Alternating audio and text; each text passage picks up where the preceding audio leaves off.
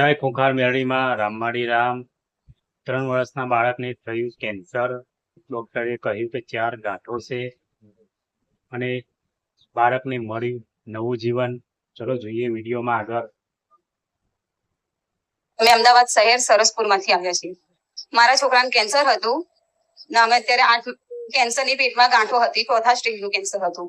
ત્યાં એને સિવિલ હોસ્પિટલમાં એડમિટ કર્યો. પછી એને 1 મહિનાની અંદર 1 મહિનો થયો, એને કિમોથેરાપીના ડોઝ આપવાનું કીધું ડોક્ટરે. પછી 15-20 દિવસ પછી આવી રીતના હું ઘરમાં એકલી હતી ને 12-1 વાગે હું રડતી હતી, માતાજીના વિડીયો જોતી હતી. એમાં તમારું વિડીયો આપ્યું. એમાં ખૂંખાર મેળવીએ મને એવું કીધું કે રડશો નહીં, ચિંતા કરશો નહીં, હું તમારી તકલીફ સાંભળું છું, તમારી અરજી બી સાંભળું છું. પછી મને આમ વિશ્વાસ આવ્યો. પછી મેં અરજી કરી માતાજીને. ત્યારે મારા છોકરાને 10 દિવસ સુધી રેગ્યુલર એને ફૂલ તાવ આવતો હતો હોસ્પિટલમાં, અને ડોક્ટરે કીધું હતું કે આનો તાવ કંટ્રોલ થશે ત્યારે એના ડોઝ ચાલુ અમે કરીશું. એને ઇન્જેક્શનો દવાઓ હેવી લગાવે પણ તાવ એને ઉતરતો જ નતો અને એની દવા ચાલુ થતી બી નથી. પછી મેં કીધું કે માં મને એક અનુભવ કરાવી દેજો માં, કે મારા છોકરાને સવાર ઉઠતા ઉઠતા એનો તાવ ખાલી એનો મટાડી દેજો તો માં હું આમ મને ખુશ કરી દેજો માં, મારા છોકરાને સારું થઈ. પછી એને બીજા જ દિવસે એનો તાવ એનો ગાયબ થઈ ગયો.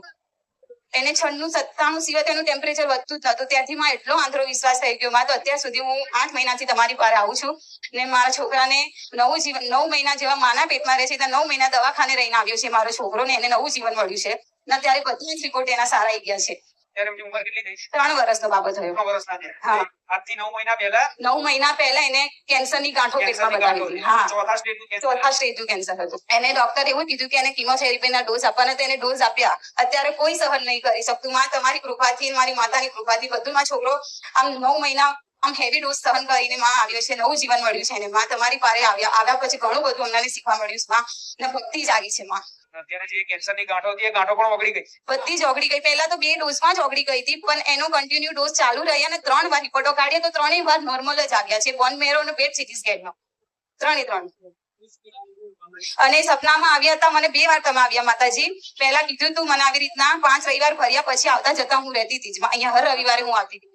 તો સપનામાં મને એવું કીધું હતું કે તમારો જોર જોરથી હસવાનો અવાજ આવતો હતો સપનામાં. જેવા તમે અત્યારે પ્રવચનમાં હસો છો ને એવો જ અવાજ આવ્યો હતો. પછી કીધું તું કે તું ચિંતા ના કરીશ, તારા છોકરાને તો કઈ જ નહીં ખાય. કે મને સપનામાં તમે આવું કીધું તું માં, તમારા જ અવાજમાં. ને સપનામાં ભલે તમે મને દેખાય ને પણ તમારા અવાજથી હું ઓળખી ગઈ હતી કે માં તમે જ છો. કે પછી બીજી વાર બી આ રિપોર્ટ આવવાનો હતો છેલ્લો એનો. એના 2-3 દિવસ પહેલા મને તમારા દીકરાના સપનામાં મને આવ્યા હતા કે સપનામાં તમારા દીકરા જોડે વિભક્ત થઈ અને કીધું કે તમે ખાલી એના રિપોર્ટ લઈને આવજો કે મારી પાસે. તો હું આજે રિપોર્ટ લઈને આવી છું એના સારા. બીજી વખત સપનું હોય તો કેવા સ્વરૂપમાં હતો? એમ તો એમના દીકરાના સ્વરૂપમાં. એમના દીકરાના. હા, એમનો ફેસ આખો, એમના સેવક વિયોગ બધું જ એમના ઘરે ગઈ હતી. હું એમના ઘરે માં છોકરાને લઈને ગઈ હતી. એ સમય એવું કીધું કે જ્યારે તમે દીકરાના માનતા પૂરી કરવા લઈને આવો ત્યારે રિપોર્ટ લઈને આવજો. હા, કે રિપોર્ટ લઈને આવજો ખાલી. કે તો હું આજે રિપોર્ટ લાવી છું એમની પાસે. સારું થઈ ગયું ને જે ગાંઠો ઓગળી ગઈ એનો રિપોર્ટ લઈને તમે હાલ આયા છીએ. હા, બોલે રાવ મારા છોકરાને બસ તમારા લાવો મારા રિપોર્ટ તો જોઈ લેવો તો. નવું જીવન મળ્યું માં. આ રિપોર્ટમાં શું લખ્યું એ તો ખબર નહીં, પણ આ રિપોર્ટ ફેરવાઈ ગયો જાતનો અનુભવ. આ શું ખોટું? સાચું માં, સાચું. કેટલી ગાંઠો કીધી હતી ડોક્ટરે? ઘણી બધી ગાંઠો હતી ડોક્ટર. 4થા સ્ટેજનું એટલે ઘણી બધી ગાંઠો હતી. બસ આ સ્ટેજનું કેન્સર એટલે છેલ્લી અવસ્થા. હા, એનો ઈલાજ અસંભવ લાગે. હા. રિસ્ક ઉપર, જોખમ ઉપર. જાગૃત કરાયા માતાજી તમે, અને મારી કુળદેવીને મારા સમીપ લાયા અને મારું ઘણું બધી શાંતિ ગઈ છે. ઘરમાં ભક્તિ ભાવ વધ્યો, હા, બહુ જ તમારી કુળદેવી પ્રત્યેની ભક્તિ વધી. સરસ. હા, તમે રોજ એના પોણું ધરાવતા થયા, હા માતાજી. એના વ્યવહાર હાલતા થયા, એના ચુંદડી નવી લાવતા થયા, હાર પહેરાવતા થયા, એના હારી વસ્તુ એના ધરાવતા થયા. બધા લાડ પ્રેમ મારા ધામમાંથી તમને શીખવા મળ્યા. શું કીધું માં? ભલે તો રિપોર્ટ નહીં પણ વિધિના ચોપડામાં તે કદાચ લખેલું હોય ને એ ભૂસી નાખે એનું નામ માતા કહેવાય. પણ આ રિપોર્ટ જો સપનામાં જઈ અને મંગાવતી હોય, રિપોર્ટ સપનામાં જઈ મંગાવતી હોય તો મારે એ સાબિત કરવું છે કે ગમે તેવા રિપોર્ટ તે મારી માનતાથી ફેલ થઈ જાય છે. આ રિપોર્ટ જોઈ લેજો. પણ ભલે રામ તમે આવી શ્રદ્ધા અને વિશ્વાસ મારા પ્રત્યે, મારા ધામ પ્રત્યે રાખો છો અને ખૂબ હરખ રાખ્યો. એ હરખનું પ્રમાણ મળ્યું. પણ એવા આશીર્વાદ આલું છું કે હવે તમારા દીકરાને ક્યારેય કોઈ તકલીફ ના થાય, બસ વાંચવા ક્યારેય કોઈ એવું દવાખાનું ના આવે. બસ એવા મારા આશીર્વાદ. આ તો એમના આટલા નાના દીકરાને આટલી ભયંકર બીમારી થવી તો શું આ દીકરા એવા કેવા કર્મો કર્યા હશે કે ભોગવવા પડે? 3 વર્ષનો દીકરા શું ખોટું કર્યું હશે, મોટું પાપ કર્યું હશે? પણ એના ગયા જન્મમાં કંઈક ને કંઈક વાતે એક પ્રારબ્ધ ભોગવવાનું હોય હા ત્યારે આ જન્મમાં નાનપણથી જ કંઈક ને કંઈક મોટી જબરી બીમારી થાય. પણ એમના મા બાપની પ્રાર્થનાથી, એમની મા બાપની ભક્તિથી, ભક્તિમય સામર્થ્ય છે ખાલી કે ગમે તેવા પ્રારબ્ધ વિધિના લેખ બદલી શકે, એ ખાલી કરી શકે તો તમારી ભક્તિ અને તમારો વિશ્વાસ. નહીં તો આ વસ્તુમાં પુંદાને કામ ના લાગે, સેવાય કામ ના લાગે, કશું જ કામ નથી લાગતું. પણ એક આર્ત ભાવથી, એક રુદન, એક રડી પ્રાર્થના કરેલી કે હે માં, હવે તારા સિવાય અમારું કોઈ નહીં, એની હું મેરડી વારજી હોઉં. ભલે રામ રામ, ખૂબ આશીર્વાદ. હા માતાજી કે મારા છોકરો કઈ જ ખાતો પીતો નતો અને ખાધા પીધા વગર એના આટલા ડોઝ સહન કર્યા છે. અને અમે માતાજી તમને હર રવિવારે હું પ્રાર્થના કરતી હતી કે મારો છોકરો ખાશે પીશે નહીં તો એ એક ડોઝ કેવી રીતના સહન કરશે. તો માં પ્રાર્થના અત્યારે તીખું તો 3 વર્ષ તીખું તો બિલકુલ નહીં, પણ અત્યારે જ્યાંથી મારી માતાને ખાવાનું ચાલુ કર્યું છે ને ત્યાંથી જેવી માછી એવું માં છોકરો એનું તો હું નહીં કહેતી કે તમે તમારી કુળદેવીને રોજ બનાવેલું જે તે ઘેર ભોજન હોય એ ભોજન એની સમક્ષ જઈ અને એના ફોટા સામું જઈ દીવા સામે જઈ અને કહેતા ભાવથી ધરાવો ને અને પાણી પીવડાવો ને તો એ ભોજન, એ આપેલો ભોગ એ પ્રસાદ થઈ જાય. અને પ્રસાદ ખાવાથી ભલ ભલા રોગ દૂર થઈ જાય.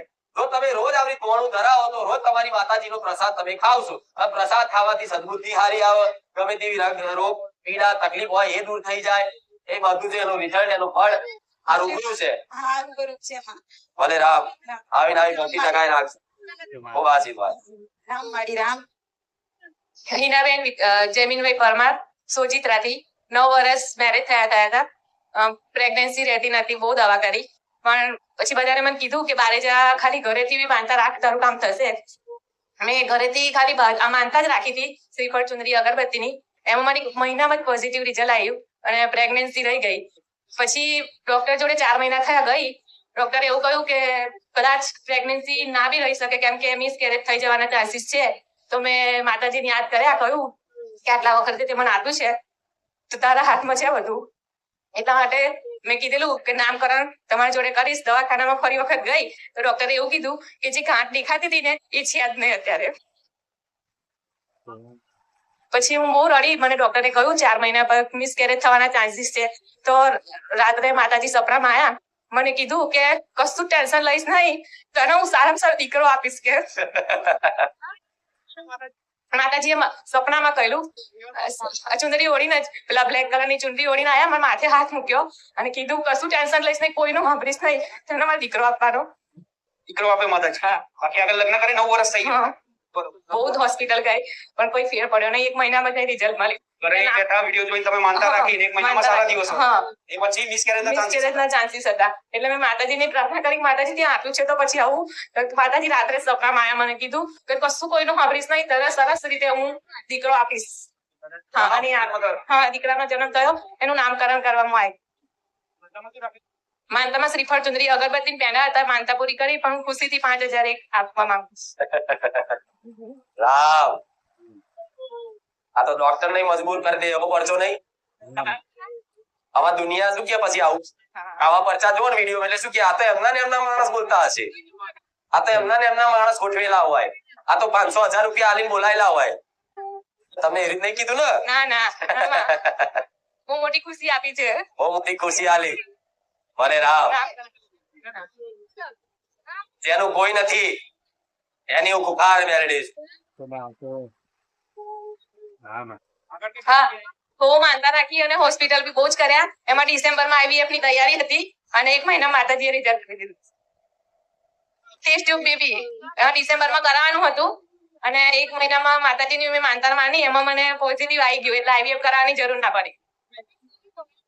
એટલે એમાં મન નતું માનતું તારું તો શું કરીએ હવે? જેવી ભગવાન માતાજીની ઈચ્છા પછી. પણ જેના વસ્તી ના હોય, હવાસે માટીની ખોટ હોય અને બહુ સમયગાળો થઈ ગયો એટલે દુનિયા મેળા મારે. અપશકુન ગણે, આ ગણે, તે ગણે, બધું બહુ. પણ જો કદાચ કોઈ દેવી શક્તિ એની પર વિશ્વાસ ને શ્રદ્ધા હોય તો આવા કાળા કળિયુગમય કદાચ ડોક્ટરે ના પાડી દીધી હોય ને કે હવે નહીં થાય તો ડોક્ટર ને જૂઠા પાડીને આપે, એનું નામ મારા જેવી મેરેજ. ડોક્ટર ની જગ્યાએ છે, દેવ ની જગ્યાએ છે. પણ દરેક ને ખાસ કહીશ કે જો આવી મારી માનતાઓ રાખી અને ઘેર બેઠા કદાચ તમને 1 મહિના, 2 મહિના, 3 મહિનામાં તમને એનું ફળ દેખાતું હોય ત્યારે કોઈ ડોક્ટર જોડે જઈ અને અંદર ખાને આજે દીકરો છે કે દીકરી એવું ચેક કરાવવાનું ચાલે છે જે કાનૂન વિરુદ્ધ છે, કાનૂન ના પાડે છે. છતાં પણ આવા અમુક લોકો આવડી જોડાવા જતા હોય એને મારી કૃપા ફળશે નહીં. કઈક ભાવિક ભક્તો તો એવા છે, મારે નથી કેવું પણ બોલું છું.